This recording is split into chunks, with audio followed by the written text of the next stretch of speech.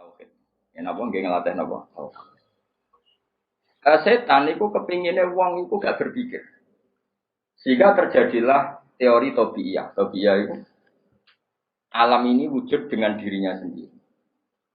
Kata dengan sendirinya sendiri itu diulang-ulang. Terus ditambahi rofahiyah. Eling-eling rofahiyah itu urip mapan.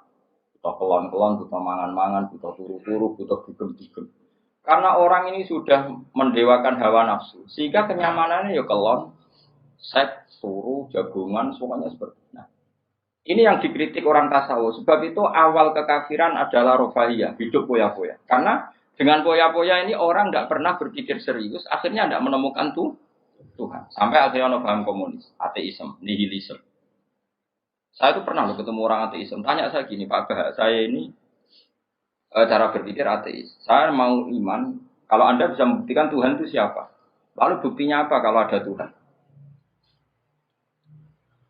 Terus saya bilang gini, betul Anda ingin iman? Ya, kata. Terus saya pakai teori mantek, karena saya dulu pernah belajar mantek. Kelirunya orang Islam, ini rumah orang memang ini serius ya ngaji. Memang syaratnya ngaji harus mengenalkan sama Allah. Inti ngaji adalah mengenalkan orang kepada Allah, ma'rifat. Caranya adalah bina dari sokek dengan pikiran sing sehat. Kamu betul ingin iman? Iya Bapak, bertanya. Kalau ada rumah terbakar, kamu suka enggak ada orang yang bilang sebabnya karena konsleting listrik atau ada apa meledak? Atau Anda suka bilang enggak ada sebabnya sama sekali? Oh senang yang ada sebabnya, misalnya ya tadi kena konsleting listrik atau kompor terbakar dan sebagainya. Lalu kalau alam wujud ini kamu suka ada sebabnya apa tanpa sebab? Ya suka ada sebabnya sebetulnya saya. Nah, sebab itu oleh Islam dinamai Tuhan. Sebab ini oleh Islam dinamai. Sebab itu dalam ilmu mantek, sebenarnya ilmu mantek itu nggak kenal Allah, bahkan nggak pernah nyebut nama Allah. Saya ulang lagi ya, di ilmu mantek, ilmu logika yang diajarkan di pondok-pondok itu tidak pernah nyebut Allah. Yang disebut adalah alam ini rubah, alam ini makhluk. Kalau makhluk butuh kholik. Paham ya? Alam ini sudah akibat musabab. Kalau akibat berarti butuh sebab. Yang sebab ini kita sebut musabibul asbab. Dan sebab ini harus lebih dulu ketimbang yang disebabi. Sebab itu harus bersifat qadim. Dan kalau wujud ini butuh sebab wujud, maka wujud penyebab disebut wajib atau wujud superior atau wujud super. Kita sebut wajibil wujud. Paham ya? Sehingga wujud yang ada ini kita butuh sebab. Yaitu harus ada wujud yang superior. Kita nambahi wajibil wujud. Nah, semua itu oleh Islam disebut Allah. Ya, semua itu oleh Islam. Tapi uniknya orang itu langsung iman. Betul ya orang itu. Nah, kiai-kiai tidak menerangkan gitu, Bapak. Sehingga saya nyari-nyari Allah itu siapa. Mulai dulu bilang kalau Allah itu faktor alam, saya iman. Itu kelirunya kita membalik logika. Dia mau iman. Tapi dia nyaman dengan istilah Allah itu yang dikatakan Tuhan adalah penyebab dari semua ini. Mungkin Einstein bilang itu kausa prima, mungkin orang modern bilang apa saja. Paham sih belum maksudnya? Jadi akal itu harus menemukan itu pasti nggak nyebut Allah. Nah Islam yang mengatakan itu, coba sama cek saja. Ketika Allah mengenalkan dirinya, Iqra bismi rabbikal ladzi khalaq. Allah itu zat yang menciptakan. Khalaqal insana min. Itu nggak pernah nyebut dirinya Allah. Ya Yohanes wa'budu rabbakum. Rabbakum siapa? Alladzi khalaqakum walladzina min qablikum. Tuhanmu itu siapa yang menciptakan kamu, yang menciptakan orang sebelum kamu. Sebagian ayat saya kata Allah nyembahlah saya. Saya itu siapa? Zat yang menciptakan langit. Nah, kemudian sifat-sifat ini oleh Islam yang punya sifat itu dinamai. Tapi kelirunya kiai-kiai kalau nerangkan langsung Allah, tentu PKI pikirannya Allah itu siapa? Padahal akal hanya punya rumus, alam ini butuh banyak. Penyebab ini kita sebut musabibul asbab atau kausa prima atau wajibil wujud. Yang Islam secara agama menamai itu Allah. So langsung Allah, langsung Allah mesti ditanyakan Allah itu siapa? Paham ya? Nah, itu kelirunya kita. Kita juga ikut keliru dalam apa? Merekonstruksi bangunan apa tahu? Makanya di Quran itu sering nyebutnya itu sifatnya dulu.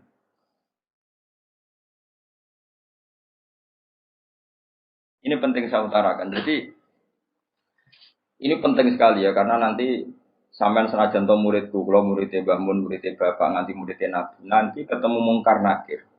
Itu tidak bisa kecuali kamu punya kemapanan logika. Jadi taklid itu tidak bisa. Karena mungkar nakir itu kayak pegawai KPU, jadi nak takut itu tebak-tebakan. Betul. Jadi mungkar nakir itu misalnya Nabi Muhammad, dia tidak nyebut itu Nabi.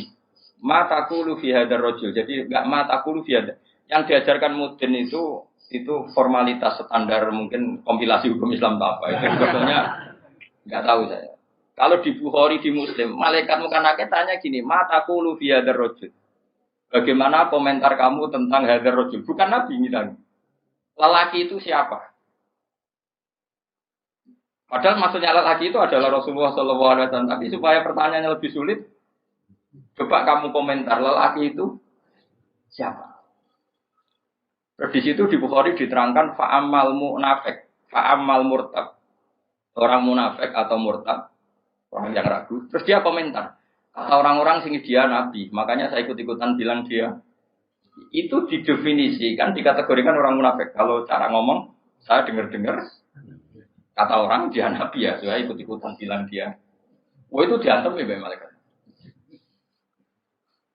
Nah, terus kata Imam Bukhari di dalam riwayat, fa'amal mu'min awil mungkin, orang mukmin atau mungkin itu yang keyakinannya benar, karena rawinya syak ya biasalah dalam ilmu hadis seperti itu. Fayaqulu huwa Muhammadun ja'ana bil bayyinati wal huda. Fa'aman nabihi wa saddaqnahu. Kata-kata bil bayyinah. Orang itu adalah Muhammad.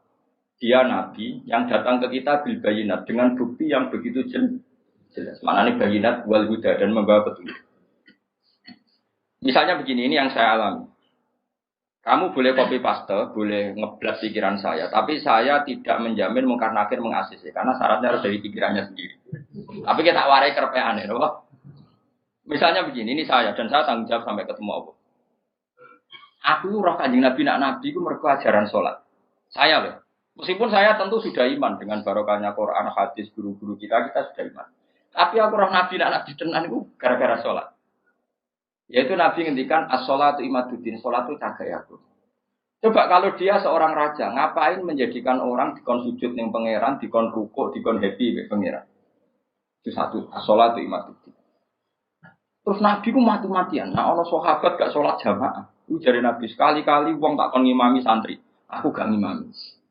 Ape moro mae wong-wong sing ora sholat apa? Jamaah. Tak obonge. Itu dua. Tiga, Nabi itu ketika perang itu kondisi paling emergen, iku tetap sholat. Bahkan Nabi saking senenge sholat itu nak lunga. Kok sholat sunat, iku ainama tawajjah bi rohilatu. Kadang madhep ngetan, madhep ngulon. Sementing iso sholat. Terus Nabi nak muji sholat itu sundul langit. Saking mujine sundul langit, wa suilat qurratu aini fi sholat. Aku ayem nak wis sholat. Sifat ini sifat raja apa sifat orang yang dekat Allah?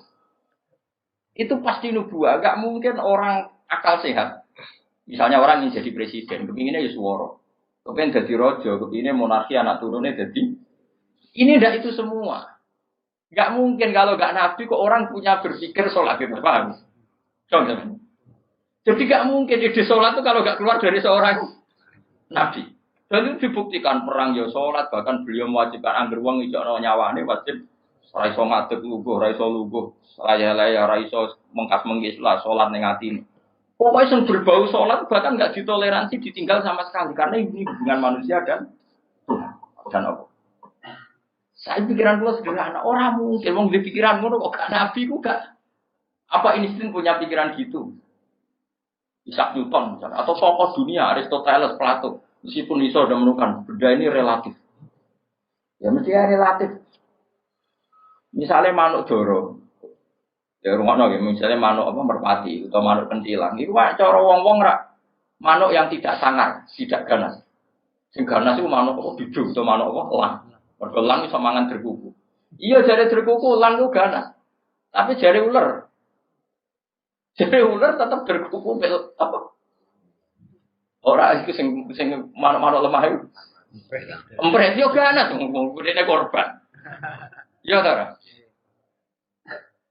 Lah iya, itu kan sesuatu nama pasti nisbi. Wedhus itu ora ganas dibanding macan. Tapi jare kuman-kuman ular-ular sing urip ning turi ganas wedhus perkara dipangan sak. Ya santung-untung ngene kok. Artinya apa? Insting pinter ngono iku aku ya iso maksud saya kok. Tapi Nabi ku unik idene iku salat. Terus pangeran itu buta seksi. Jadi seksine Nabi itu bahkan orientasi sholat itu bojo. Mulane jare kula kudu utang jasa Ibnu Hajar sholat. Kenapa Nabi bojone akeh? Wong paling cangkem elek wong wedok.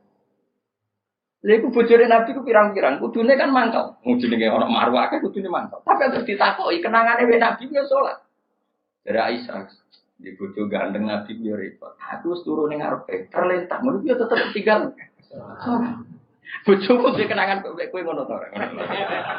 Artine Nabi ku gak main salat bojone sing dimaru wae ditakoki wong yo kenangane yo. Salat dari Aisyah. Aku wis terlentak. Bahkan kuntu bene yadehi kal janazah. Nabi pas salat aku ning ngarepe kok Aisyah wae terus yo. Nah kok bojomu kowe ra mbok terusno kan ana sebabe gitu. Nek tak mbok terusno sebabe apa kira? Elek judes elek melarat sebuah ngono. Iku jari Aisyah, aku terlentang kok jenazah. Nabi ngadeg, aku tak jujurno. Nabi nak sholat sunyi. Engko nak aku keturun, engko nak ndekne ape sujud, bahwa masani biadi. Terus aku didudul, terus sikilku tak terus Nabi punya ruang apa? Jadi Nabi dulu kalau mau sholat itu ya di balik yang dipakai tidur. Orang saiki gaya-gaya nang nggon sholat ora tigo sholat paham ya. Nabi ku masyhur sholatnya ning nggon kasur sing dituturu, ngono kasure ora pokoke gondik apa. Dadi ora gaya-gaya nang saiki kan gak usuk gawe ono ruang apa.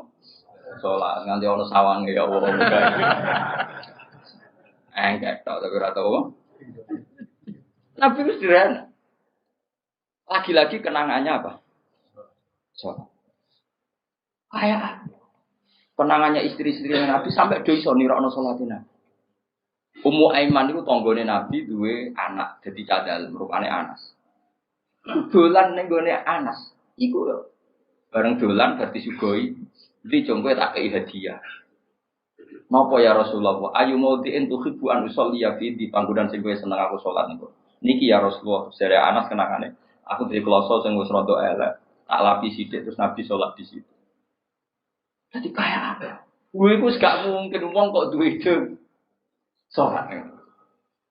Iku nak gak Nabi gak mungkin maksudnya. Makanya saya berencana nak gue jawab mungkar nakir. Sing kau pikiran dhewe bukti nak Muhammad ku Nabi kok di antarane. Makanya gue ngerepek oleh ya ora pokoknya ini cuma saya tidak tahu apa mungkar nakir menerima kerpean mau. Jadi lah untungnya mudin-mudin mau nerangno tes-tesane mau 5 mau apa marbuka terus kemana buka dinu kan bangun dinu kan tes-tesane mudin piro bu sing mudin piro marbuka terus waman nabiuka dinuka rabuka usul betul terus kitab terus ikhwan bapak rata kono bapak ditakokno Ibrahim bapakmu ora kanggo cek Karmen cek Karan sampeyan dadi Ibrahim ora sing anak kiai tenang wae sampeyan kon zaman abuka kon jawab Ibrahim aman nasab bapakmu ora kanggo kabeh sampeyan Gus kabeh wae sampeyan sampeyan jawab abuka kan Ibrahim malaikat itu lugu ora wah bodoh ni ora anak Parmen ngono anak-anak. Nah ini penting saya utarakan. Karena apa? Semakin lama itu orang nggak terus ini gitu ya. Saya ini kan baca kitab banyak sekali. Itu tadi saya sudah buktikan sholat sudah ada 5 mungkin. Tak teruskan. Ketika Nabi mau kabundut, dia udah susah. Itu dibuka jendela. Itu Nabi masih di dalam buka jendela. Ketika melihat orang sholat itu langsung sehat. Ternyata ketika beliau sakit, orang semua di masjid tetap sholat. Masyhur kenangannya Aisyah, kenangan Sayyidah Fatimah. Fastana rawaju wasur rawaju. Nabi baru nggak sholat berdoa, semua nangis pot. Ternyata aku sukses jadi Nabi waktu sholat. Semua nangis pot. Padahal beliau sakit. Sudah usi barok, sudah pakai belenggu, sudah di kepalanya sudah diasbu, sudah dimasuk, Akhirnya apa? Nabi minta, dong aku gandeng. ben iso salat terus dipapa. Dipapa itu Sayyidina Ali bin Fadl. Fadl itu saudaranya Abdul bin Abbas. Fadl bin Abbas. Terus Nabi yuhada bin Rajulaini dipapa Fadl ke sinten? Ali. Kemudian ikut sholat. Ikut jamaah masyhur itu akhirnya Abu Bakar mundur kemudian Nabi imam. Lagi-lagi Nabi bunganya itu krono sholat. Jadi semua kenangannya sahabat itu ya sholat. Karena begitu spesialnya sholat. Ini era sahabat ya, orang-orang yang rasa itu. Karena begitu spesialnya sholat, ketika Rasulullah wafat, intaqala ila rafiqil a'la. Ini dengerin betul ya, Pak. Paling enggak kita pernah punya pikiran kayak orang waras. Jadi kesuwan kayak berpikir orang waras ini tak tobat no. Kemudian ketika Nabi wafat, intaqala ila rafiqil a'la. Apa komentar para sahabat? Siapa khalifahnya Rasulullah? Ya orang yang disuruh Nabi sholat. Kata alasan mereka, jabatan negara itu sepele. Wong sholat sepenting itu saja Abu Bakar sing kon dadi imam. Saya ulang lagi cara berpikir sahabat. Jabatan presiden, jabatan khalifah itu cemen. Wong urusan dunia wae. Wong urusan sepenting sholat wae sing sowan pangeran dikongkon mimpin Abu Bakar. Apa meneh terima urusan dunia ben Abu Bakar. Itu ukurannya kelayakan jadi pemimpin itu juga sholat gitu Pak. Paham ya? Mulane ana kontestasi imam, paham? Tapi gak tapi ku akal-akalan zaman modern itu akal-akalan iki cerita. Mulane tak koi iku zaman sahabat terus akiasno.